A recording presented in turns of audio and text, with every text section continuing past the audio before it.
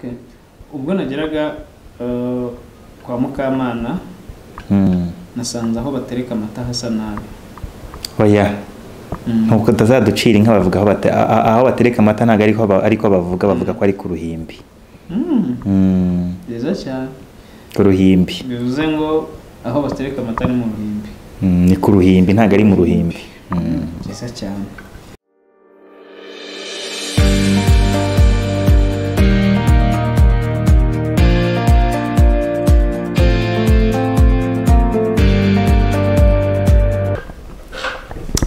Nanone kandi uyu ni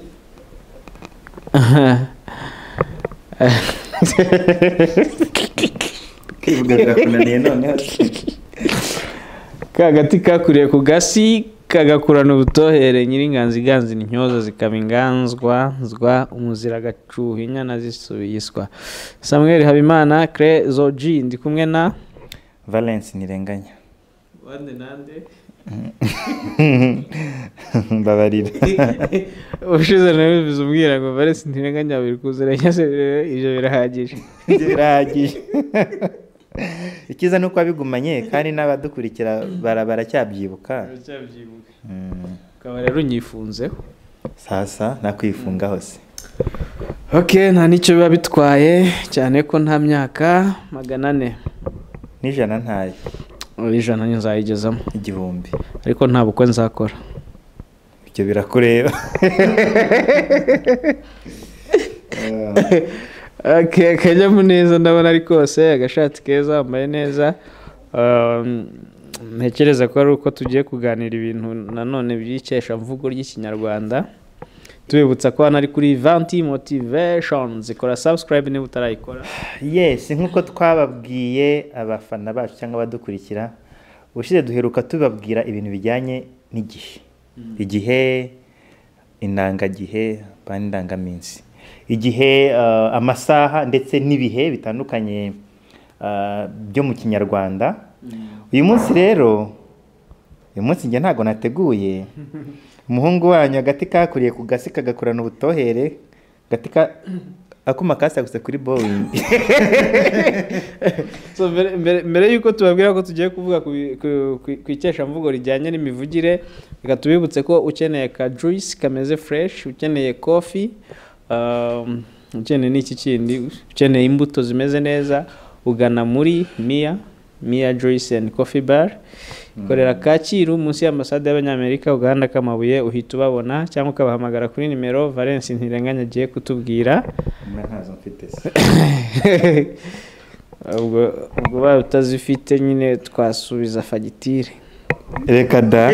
Okay, ukeneye guko bakuzanira muri office cyangwa se aho waba uri hose mu rugo uri Kigali wahamagara 0782 24 Valence. Tugiye kugirana ikiganiro rero, turacyari muri ya gahunda yacu y'ikesha mvugo. Ariko uyu munsi turakesha imvugo z'imivugire yabi y'abantu n'inyamaswa. Ugiye kumbwira ngo inyamaswa ziravuga. Hari uburyo ariko zihanahanamwe amakuru zigatanga ubutumwa. Nibyo. So ndetse n'ibindi bintu bisanzwe. Umuntu aravuga, inyoni zikora iki? Zirajwigira. Inyoni zirajwigira. Wizi neza. Inyoni ziko harugane inyoni ziraririmba, inyoni zirajwigira. Okay, nibyo? Nibyo. Inka zirabira, ingoma zigakora iki? Ingoma ziravuga. Hanyuma se ko intama zitama cyangwa se intama ziratama, impongo zigakora iki?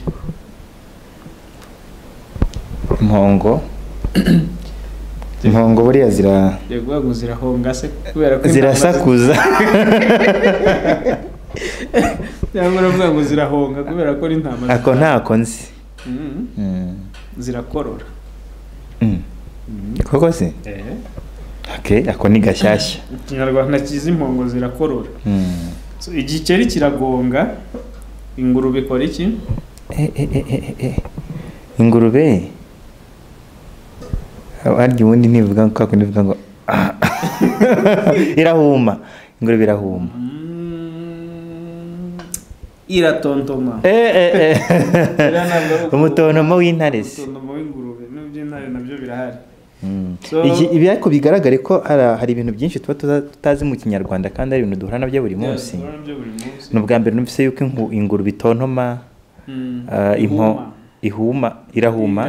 iratontoma, impongo igakorora. Ubu nari nzi ko gukorora ari iby'umuntu gusa. Igiceri kikagonga. Kandi natwe tuvuga ngo ubwonko atanu, ubwonko censi. Hanyuma se impyisi ikora iki, inuma igakora iki? Inuma iraguguza. Hanyuma impyisi hari ukuntu bavuga ngo impyisi buriya irahumba. Shikata musaza. Nibyo se. Urankomaguye. Impyisi irahumba. Imbwa iramoka. Umusambu ukora iki? Umusambu urahamiriza.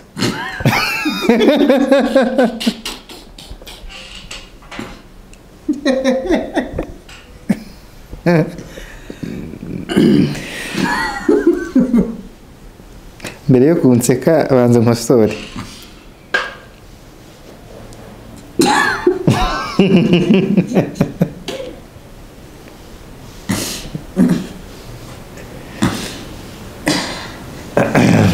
Turakuka.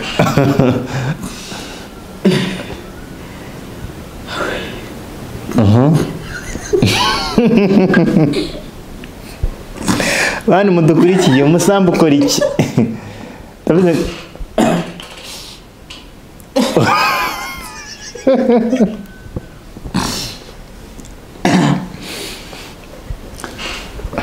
ntacyo uzi nawe batwandikire muri komenti. Umusambu urahiga. Nibyo nashaka kuvuga. Urabona ko akundi intore zihamiriza. Nibyo nashaka kuvuga. Nashaka kuvuga yuko uhiga. Imisambira hari imisambira higa ya ndirimbo harye baho. Hanyuma se ko isake ibika imbere ikora iki? Imbere irajwigira. Très bien. Ihene irahebeba. Imfizi irabira. Iravumera. Yes. Ni iki ikora iki? Imfizi irivuga. So intare irivuga ikora iki? Intare irivuga nayo se burya. Ingwe iratontoma. Irahora. Irahora. Ingwe irahora. So imvura iragwa. Gahinda imodoka nayo gahinda. Très bien. Umuriro uragurumana. Uragurumana cyangwa ugahinda. Naho umugezi gasuma. Aho ndagufite. Ndagufite. Hanyuma se isuka bigenda bite? Isuka kwa kundi bakubita hasi. Isuka iramuka. Munga z'ikinyarwanda kinka ariko kino kiramucitse. Isuka irarangira. Okay. Noneho injangwe igakora iki? Injangwe yo irajwigira. Irahirita. Karabaye. Bavuga ko injangwe ibwira, bavuga ko injangwe ihirita. So indege ikora iki? Indege ikaruruka. Indege irahinda. Dore indege irahinda we ku munara wa Kanombe we dore indege umuntu ahimbye iyo ndirimbo niho kanyibukije. Tumugurire ka Joyce muri Mia Coffee Bar. Muri Mia Joyce and Coffee Bar. Niba nyumva nzakamugurira. Good. So igikurikiyeho ntabwo turi bugisubize. Umuntu uri bucyandike muri comment tumwemereye Joyce yari uze guhitamo muri na coffee bibiri. So inkoko irateteza. Inkotsa ikora iki? Andika muri comment ka juice kawe ko numva ari njye uzayarya se n'ubundi icyo nta muntu uzagikora wowe ntabwo urimo oya nzahindura izina wowe ntabwo urimo okay sibyo so aha rero twavugaga ku majwi y'ibisimba cyangwa se y'amatungo cyangwa se ahantu hose y'amatungo nk'uko mubyumva ntabwo ari ibintu bishya tuba turi kumva aya matungo yose cyangwa se izi nyamaswa ntabwo ari inyamaswa nshyashya ariko kuko baza uburyo bw'imivugire yazo uburyo zivuga reka tuvuge ko ari ukuvuga katushyire muri rusange amajwi zivuga icyo ziba ziri gukora nkuko bavuga ngo umuntu aravuga akavuga umugezi urasuma akavuga indege irahinda ibintu nk'ibyo ngibyo ariko usanga ari bake cyane bazi uko twabyita imfizi yivuga ni bakeya cyane baba babizi kandi niko byakagombye kuba bivugwa mu kinyarwanda ndibuka hari umwana twari dufite urabona ko akunda inkono biri gutogota iyo yashaka kuvuga ngo biri gutogota cyangwa se yaravuga ngo biri kwitoza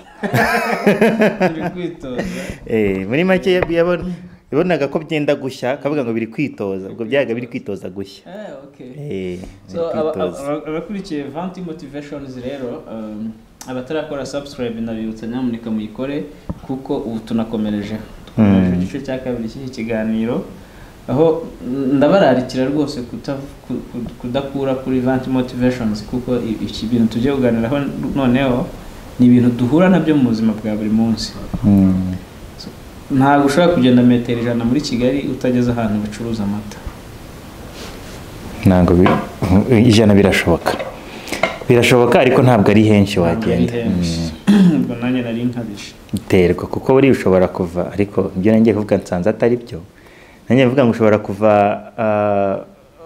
yenda RDB ukagera kuri convention utarahabone ko ntibyakunda nsanze amahoteli yose ahari haba harimo amata muri RDB baracuruza nuko so bivuze ikirere bivuze ko amata ni ikintu dukwiye kwitondera no guha agaciro cyane ko abakomoka ku nka kandi n'ikimwe mu kimenyetso cy'ubutunzi cyangwa se cy'ubukungu bw'u Rwanda bw'abanyarwanda ni ikimenyetso abantu bakwiye guha agaciro so ari nayo mpamvu kugeza ubu nubwo ku bijyanye n'inkwano wenda nabyo tuzaganiraho niyo waka umukobwa amafaranga ariko bibarwa bavuga ko ari inka bavuga ko wamukoye inka bivuze rero ko inka ifite agaciro gakomeye usanga bitwa abamukobwa jana mutumwa inka ntabwo uzigera umva mutumye ihene cyangwa ingurube cyangwa inkotsa byaza rero no ku mata tuzamenya n'impamvu hari iwanyu bajya bagaburira abasore amasake ariko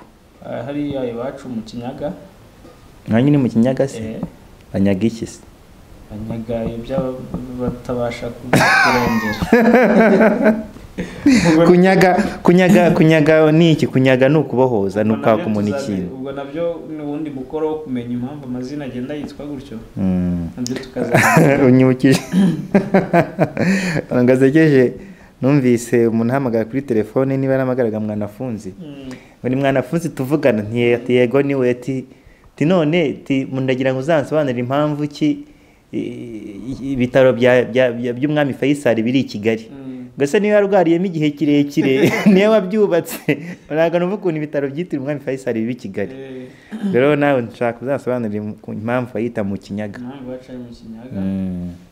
ariko batazi iwacu naho zitwa Cyangugu rwose ubu ni Rusizi usa nk'ujya muri Kongo Bukavu aho ngaho mu Baryabugari bazashaka nzabatembereza mu Baryakariho twe turabaryakariho ariko kandi reka twigarukire ni bimwe bakunda kwita ngo ntibavuga bavuga tugezemo ariko kandi bavuga kuri Vanti Motivations njyewe ni Samuel Habimana nanjye nkaba Ntirenganya Valence ari nawe tugiye gufatikanya muri ibi bintu gusa kuko nateguye ikiganiro araza kwihangana niwe ndibuze kuza kubaza muvome n'ubumenyi mfite muri ntibavuga bavuga ushaka ku Valence rero twagiye ntibavuga igicuma bashyiramo amata bavuga icyansi byiza cyane yagitoye bravo akumera amushyira rwose ntibavuga ibyo bakoresha mu mata byose. ibyansi. Iwacu twari abatunzi, aho ngaho nturi bumfate. Iwanyu ni iwacu turi abatunzi, navuze ngo twari abatunzi ariko n'ubu turacyariho. Okay. Ubwo nageraga kwa Mukamana, nasanze aho batereka amata hasa nabi. Oya, nkuko tazaducira inka bavuga aho batereka amata ntago ariko bavuga ko ari ku ruhimbi. Byiza cyane. Ku ruhimbi. Bivuze ngo aho batereka amata ni mu ruhimbi. Ni ku ruhimbi ntago ari mu ruhimbi. Byiza cyane. None ndikuza nza ngo tukore kino kiganiro. Nabanje gutaha mu butike. Mukadukuru. Hari umukobwa w'igitonore. Agateye umukobwa watsukiye amata mu gikombe cya 200 nk'inywera. Abantu bari barabose bandeba neza. Igikombe ntabwo bavuga gusuka amata, bavuga kuyabuganiza. Yego. Ntabwo bavuga gusuka amata, bavuga kuyabuganiza. Kandi ntabwo basuka amata mu gikombe. Ikintu cyose bikoreshwa mu mata ni ibyansi. Niyo mpamvu bandebye nabi se? Niyo mpamvu buriya. Bivuze ngo nkwiye kuba ibintu nari mbizi. Bagombye kuba rubizi nk'umuntu w'umunyarwanda. Hanyuma se batabizi nkanjye urababwira iki? Abatabizi icyo nababwira nuko mwashakisha amagambo nk'ayo ngayo atuma imvugo y'ikinyarwanda inoga ikaba nziza, cyane cyane ku bintu bijyanye n'amatungo, inka, amata. Aho wabishobora kwishaka kuri Google wabibona, kuri Wikipedia wabibona. Ariko kandi bagasoma n'ibitabo niko numva. Bakajya basoma ndangiye ko ninsoma igitabo ndi buze kubishuri. Ntago ari igitabo cyose basoma.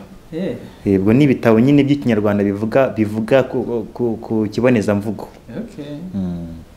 Kumbwiye nabi. So ariko barumbwiye ngo ntabwo nagomba kumubwira ngo nansukira amata. Yagomba kubikora gute? Yagomba kuyabuganiza harya. Nako mbyumva. Yes, Valens ntabwo bavuga kuyavanamo amavuta, bavuga kuyavanamo amavuta.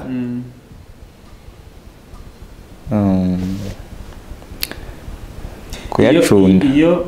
Iyo mu ishuri umunyeshuri isomo ataryumvaga neza, yazaga akakubwira muhorira iki? Taryumvaga nko pesa. Sobanura, kuyasobanura. Oh wow. Ya, ubyita kuyasobanura. Nibyo. Hanyuma se bya bindi bambwira ngo ibiti byansi n'ibisabo barabibika, barabijisha, barabiranga. Niko nyogokuru yambwiye mbere yuko atabaruka. Ariko impamvu utumye mbyica nuko ushyizemo igisabo, kandi igisabo nta nugeze nkivuga. Kandi igisabo barakijisha.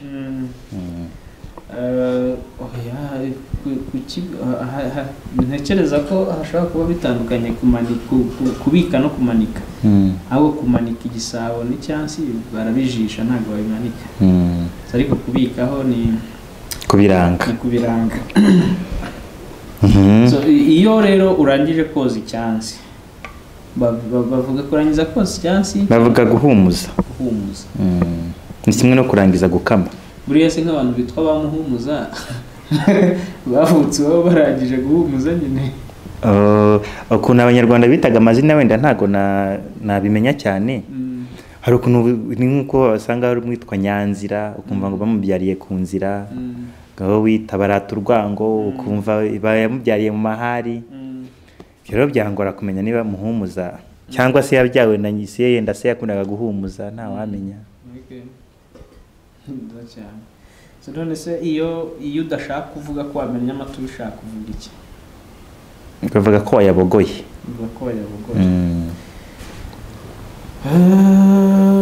Ubishatse wamenya ubishaka. Oya, utabishaka uba wayabogoye. Ubishaka uba aya ntago mbyibuka. Wayabyariye. No kuyabyarira. Karabaye. Nubwa mbere mbyumvise ibyo ngibyo. Ni byiza. Hanyuma se kumena igisambo byo nukugira gute? Igisambo se igisabo kumena igisabo ntabwo bavuga kumena igisabo ko mbyibagiwe na igisubizo tubonye ikibazo cyabanza kurakibuka ikibazo kibanziriza iki ngiki igisubizo cyacyo waba ukibuka ni ukukibogora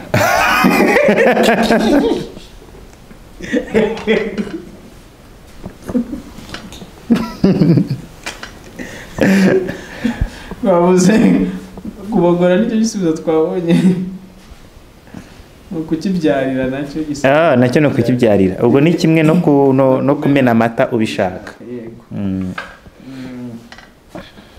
hanyuma se kumara amata mu kintu babyita iki mu mvugo iboneye bavuga kuyagwizamo no kuyagwizamo cyane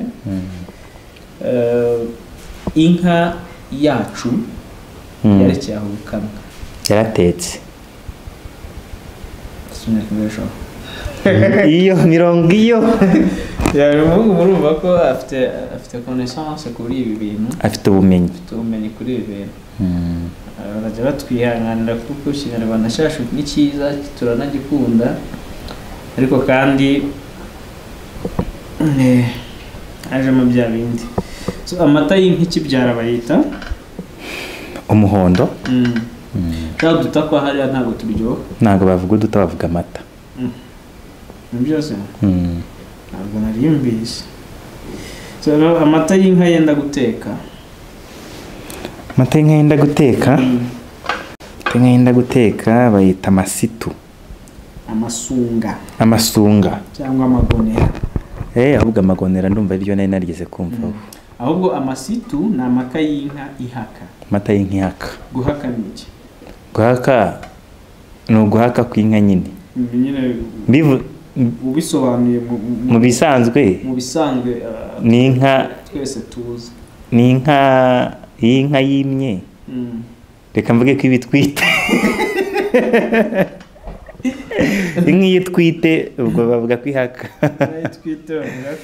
ihaka hari ibintu byinshi nka buriya ziba zihuriyeho n'abantu niyo mpamvu banazubaha cyane nk'uko bavuga umuntu arabyara n'inka irabyara mu gihe bavuga ko imbwa ibwagura bivuze ngo inka ni ikintu gikomeye mu muco w'abanyarwanda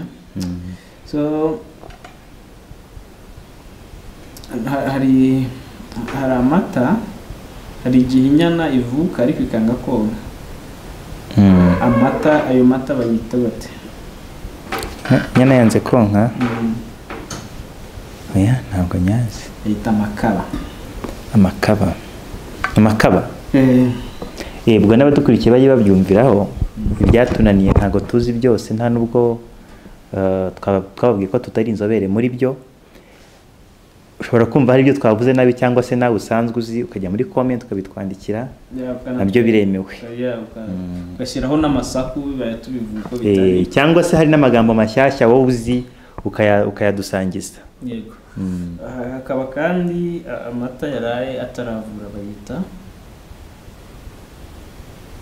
ataravura amirire umubanji amata amirire ubwo ni amata yiriwe amata bavanze n'amazi amata se ubwo aba ari amata ariko nuzi ko mu tudukuru twinshi bacuruza amata bashyizemo n'amazi warababonye narababonye ni bande wabonye ngo ni Shanbrise yasindiye hirya muri butike kwa Valence amata bavanzemo n'amazi muri ya butike bacuruza umwerera ni umwerera none se amata yiriwe twavuze ko ari umwirire amaze kuvura ikivuguto iyo bikunanira nari kukwirukana mu kiganiro ndarokotse awe sohoza umutima kansuhuza umutima mubwire ibyari bimbayeho ukubwiye ikiza umutima wawe uracyari kubitekerezaho none rero twigeze mu biganiro biherutse wigeze utubwira ko wajya kujya kuragira ugakorana na nyirarunonko sinzi niba wararagiraga ibyo bintu narabivuze ra Okay, ya naragiye inka, naragiye n'ihene n'intama. Neze amata y'abashumba bayita bate? N'ay'abashumba nyine. Amata y'abashumba ariko ndayibagiwe. Bayibagiwe. Bayita imyezo. Okay. So okay. Ngo tsiki. Yaho kwa Mukamana bafite agati bakorogesha amata. Umutozo. Ruzi ngo ramfashe. Unyibukije bya bintu byaje by'ibizungu bitangwa ni milkshakes. No muri miya birahaba. Milkshakes ntago nari nzi cyari cyo numvaga nyine numvaga ko ari amata bacugushije. Naraye ngo imye ngo zakonzana ngo umutozo. Ngagati bakorogesha. Neze gutunganya amata y'ikivuguto babyita kuyatunganya. Nubundi kandi aba yavuze. Uburyo bayatunganyamo kugira ngo bameze neza. No kuyacunda buriya. Buriya no kuyavuruga. Okay. Ahubwo numvaga ko bakwera ko bashyiramo umutozo aba ari ukuyatoza.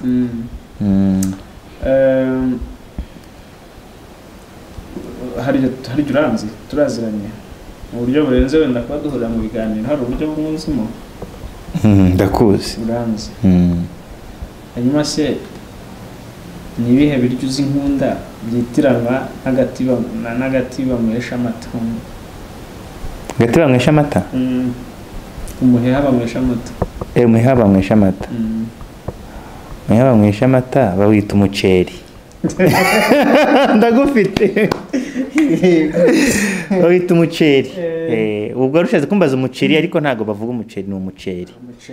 Hariho isako. Ibyo nashakaga nyine kumva ko uri intyoza ariko wibuke ko inganzo yanjye gazi intyoza zikaba inganzwa. Oya ntago wanganze.